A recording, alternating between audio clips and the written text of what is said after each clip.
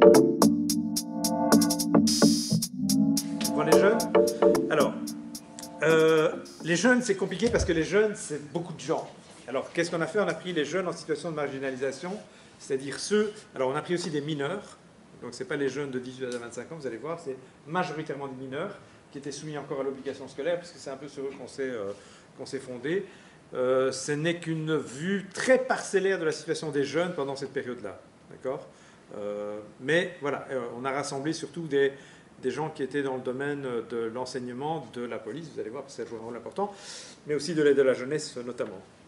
Donc ça, c'est l'histoire de Marie et de ses absences, puisque vous allez voir, enfin là, j'ai vu encore hier dans le soir, il y avait déjà un article sur la question du décrochage scolaire à l'école, qui est vraiment un problème que probablement vous entendez, vous avez aussi rencontré dans le travail que vous réalisez. Donc c'est Marie et ses absences. Marie a eu quelques difficultés au niveau scolaire, elle était relativement absente, mais elle était encore raisonnable. Lorsque la situation du Covid-19 est apparue, cela a été très compliqué de la suivre et de prendre contact avec elle. L'éducateur, puisque là vous voyez bien que c'est quelqu'un qui est plutôt dans l'aide à la jeunesse qui suit Marie, l'éducateur référent pour l'école de la 5e avait à plusieurs reprises essayé de la contacter. Lors du passage en hybride, donc c'est le fait d'être à la fois en visioconférence et en présence à l'école, lors du passage en hybride, notre établissement a choisi le principe de la classe complète par demi-semaine. Cela signifie que nous ne voyons pas les élèves, nous ne voyons les élèves qu'une semaine sur deux, et lors de la présence des élèves à domicile, en fonction des cours, soit ils avaient des cours en visioconférence ou la réalisation de travaux en utilisant Teams. Concernant Marie, cette situation n'a pas arrangé ses problèmes scolaires. Ses conditions se sont détériorées au fur et à mesure de l'année scolaire et le nombre d'absences a augmenté de manière alarmante. Les dernières informations que je possède indiquent qu'elle est actuellement à 21 demi-jours d'absence injustifiée et 68 demi-jours d'absence justifiée. Sa situation scolaire est catastrophique, beaucoup d'échecs et beaucoup aussi de situations non évaluables. Alors, je ne vais pas lire, ça c'est le contrôle de police, je reviendrai sans lire sur une deuxième thématique. Parce qu'en fait, vous allez voir que sur la question de la jeunesse, ou plus exactement des jeunesses à Bruxelles, puisqu'il y a quand même des jeunesses à Bruxelles, ce n'est pas les mêmes, et en plus, vous savez très bien que Bruxelles étant historiquement, depuis plus d'un siècle, ségrégée spatialement, entre le nord-ouest et le sud-est de Bruxelles, on n'a pas les mêmes types de population globalement, d'accord ? Alors, quels sont les deux éléments structurant la question de la jeunesse? La première concerne l'enseignement et la deuxième concerne les rapports à la police. C'est ça qui est apparu comme étant les plus importants dans les entretiens qu'on a faits. Ça ne veut pas dire que ces deux thématiques-là épuisent tous les problèmes liés à la jeunesse. D'accord? Alors, qu'est-ce qui s'est passé avec le Covid? Bon, le premier, c'est comment est-ce qu'on fait un enseignement à partir du moment où on demande aux élèves de rester chez eux? C'est excessivement compliqué puisque... là, pour le coup, tout le monde a dû s'adapter, mais c'est quand même le passage à l'informatique. Il faut avoir le matériel. Alors, il y a beaucoup d'efforts, il y a plein d'écoles, il y a plein de communes qui ont, dont la ville de Bruxelles d'ailleurs, ils ont fait énormément d'efforts pour fournir des ordinateurs et tout. Mais enfin, je veux dire, il faut se mettre à la page, il faut suivre, et il faut avoir un truc avant d'avoir l'ordinateur, c'est une bonne connexion. Et il faut suivre, c'est-à-dire avoir la motivation de pouvoir suivre aussi l'enseignement hybride. Or, ceci, ça a été un problème.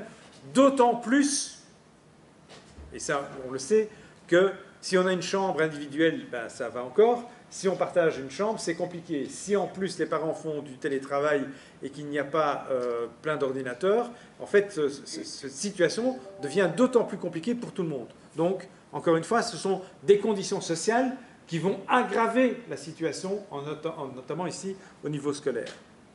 Donc, l'enseignement hybride a accru de manière évidente l'inégalité scolaire, puisque ceux qui disposent d'un bon logement, du bon matériel, de parents qui savent l'utiliser, d'une bonne connexion, eh bien, ils sont avantagés par rapport à tous ceux qui ne disposent pas de l'ensemble de ces ressources-là. Donc ça ne fait qu'accroître encore la différence entre l'ensemble de ces populations. Qu'est-ce qu'on a vu? Il y a trois mots, enfin pour moi ils sont vraiment importants, c'est parce qu'on le voit à l'université aussi, on le voit partout. Dans l'enseignement, et voilà, j'espère qu'on aura un autre projet que Camille pourra travailler, c'est les conséquences à long terme du Covid. Il y a le Covid long au niveau sanitaire, mais il va y avoir aussi des conséquences du Covid long au niveau social. Et un des problèmes au niveau du Covid social long, c'est la question du décrochage scolaire. Parce que là, il y a trois éléments qui sont à mettre en œuvre. Le décrochage actif, on le connaît depuis longtemps. C'est un peu l'histoire de Marie, elle venait pas, elle venait plus, etc. Puis en fait, elle a complètement disparu. C'est le décrochage actif, c'est les jeunes qui sont en obligation scolaire, qui ne vont plus à l'école. Les parents le savent ou qu'ils ne le savent pas, ça c'est encore autre chose. Mais, ce qui est important de voir, c'est que beaucoup de jeunes qui étaient dans ce qu'on appelle un décrochage passif. Le décrochage passif, c'est les enfants qui vont à l'école, qui se mettent à un endroit dans la classe, mais alors là, tout passe au-dessus. D'ailleurs, ils n'entendent rien parce qu'ils sont ailleurs, mais ils sont présents. Mais ils ne sont pas présents scolairement. Et ce qu'on a vu avec le Covid, c'est que que des enfants sont passés d'un décrochage passif à un décrochage actif. C'est-à-dire, ils ne participent même plus à la classe, qu'elle soit en virtuel ou qu'elle soit en réel. Et puis, il y a ça c'est vraiment le Covid long, c'est le décrochage pédagogique.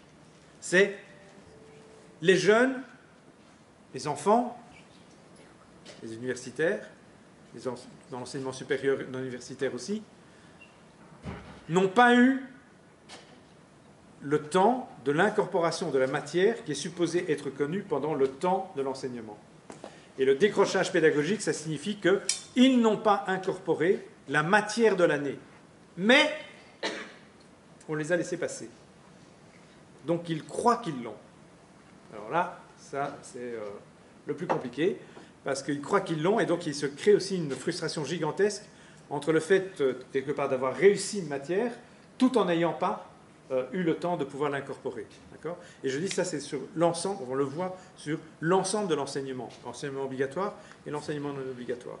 Et donc, pour nous, ça c'est vraiment une interrogation très très forte sur ce qu'on pourrait appeler le Covid long, mais d'un point de vue social et non pas d'un point de vue médical ou sanitaire. Deuxième exemple, on l'a déjà cité plein de fois, on sait très bien qu'il y a eu énormément de contrôles de police complètement abscons. C'est l'extrait que je ne vous ai pas montré, qui est des gens qui disent j'habite dans un logement social, là, le type il sort, il est devant chez lui, il fume sa cigarette, la police arrive et lui dit tu ne peux pas être là. Bon, j'habite là, donne ta carte d'identité. Je ne l'ai pas, je peux rentrer. Non. Donc il fait des renforts et puis ça sort en bagarre. Parce que c'est le genre d'événement qui, évidemment, mousse très très vite et qui prend des allures vite à la fois de rébellion de la part des jeunes et à la fois de hyper-contrôle de la part de la police. La question du harcèlement policier qu'il y a eu au cours de cette période est vraiment quelque chose d'important.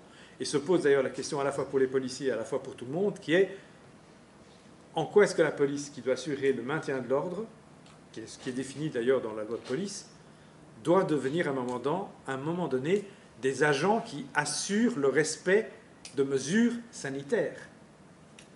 La distance sociale, la présence sur le truc, voilà. Il y a toutes des questions là aussi qui se posent de manière très forte. Et puis le dernier point, qui est récurrent partout, mais c'est important aussi, c'est la question du non-recours au droit. La fermeture d'un ensemble d'associations, même si les associations en milieu ouvert n'étaient pas fermées, mais les écoles étaient fermées, les travailleurs sociaux qui étaient dans les écoles n'étaient pas toujours présents, etc. Ça fait finalement une rupture dans la continuité du service public qui conduit à ce que les usagers, et ici des jeunes, ont moins recours à leurs droits pendant cette période-là, puisqu'on n'a pas anticipé un autre système pour assurer la continuité, d'assurer des droits, ou du service public en général. Est-ce que vous avez des questions là-dessus, ou des exemples, où ça évoque quelque chose chez vous, ou dans l'expérience qui est la vôtre? Non? Oui? Oui, j'ai eu un centre PMS qui m'expliquait que pendant cette période où il y avait quand même l'école, il y avait une jeune fille qui allait très mal, avec des menaces suicidaires récurrentes, et d'impossibilité de joindre les services jeunesse, SFI, SPJ. Oui. Ouais. Voilà, en termes d'exemple. Oui. Et donc c'est vraiment, voilà, c'est pour ça que je voulais prendre, parce que fort probablement, encore une fois, dans vos expériences professionnelles, c'est des éléments qui peuvent apparaître ou qui font au moins écho à des choses que vous avez entendues. Mais tous les exemples que vous donnez jusqu'à maintenant font totalement écho à ce qu'on vit sur le terrain. Voilà, ok. Un exemple que vous avez donné qu'on n'a pas, enfin, que l'un de nous n'a pas eu. Entendu, ouais. Alors, autre... Oui, pardon. Non, mais juste pour revenir au masque, c'est aussi que les jeunes, de manière générale, ils n'ont pas tendance à se dire que la plainte va aboutir à quelque chose, donc il y a moins de signalement déjà en temps normal, mais le Covid a amené cette hystérie, on va dire, on se dit, ben, pour le masque, c'est encore pire que d'habitude. C'est le fait qu'il n'y ait pas de signalement, je ne sais pas comment on peut avoir une vue aussi sur, on va dire, le harcèlement policier qu'il y a pu y avoir. Et sur le non-port du masque, c'est ça que vous prenez comme exemple, c'est ça? Le non-port du masque, les mesures sanitaires en général, comme vous l'évoquiez, où la police a pu en fait trouver, enfin, ça peut trouver une excuse en plus que d'habitude des jeunes qui se font déjà harcelés par la police en temps normal, et le Covid a mis, on va dire, cette hystérie en plus, on a une excuse valable, on va dire, pour harceler ces jeunes. Sauf qu'il y a quand même une chose qui a changé, qui était importante quand même, c'est que les agents sanctionnateurs, pendant le premier confinement, pouvaient sanctionner, et c'était des amendes de 250 €. Donc il y a quand même des gens qui sont tapés 3 amendes de 250 € en l'espace de 2 semaines, quoi, je veux dire. Donc là, il y a eu quand même une intervention. Après, donc... De manière générale, ils n'ont pas tendance à se dire que la plainte va aboutir à quelque chose, donc il y a moins de signalement déjà en temps normal, mais le Covid a amené cette hystérie, on va dire, on se dit, ben, pour le masque, c'est encore pire que d'habitude. C'est le fait qu'il n'y ait pas de signalement, je ne sais pas comment on peut avoir une vue aussi sur, on va dire, le harcèlement policier qu'il y a pu y avoir. Et sur le non-port du masque, c'est ça que vous prenez comme exemple, c'est ça? Le non-port du masque, les mesures sanitaires en général, comme vous l'évoquiez, où la police a pu en fait trouver, enfin, ça peut trouver une excuse en plus que d'habitude des jeunes qui se font déjà harcelés par la police en temps normal, et le Covid a mis, on va dire, cette hystérie en plus, on a une excuse valable, on va dire, pour harceler ces jeunes. Sauf qu'il y a quand même une chose qui a changé, qui était importante quand même, c'est que les agents sanctionnateurs, pendant le premier confinement, pouvaient sanctionner, et c'était des amendes de 250 €. Donc il y a quand même des gens qui sont tapés 3 amendes de 250 € en l'espace de 2 semaines, quoi, je veux dire. Donc là, il y a eu quand même une intervention.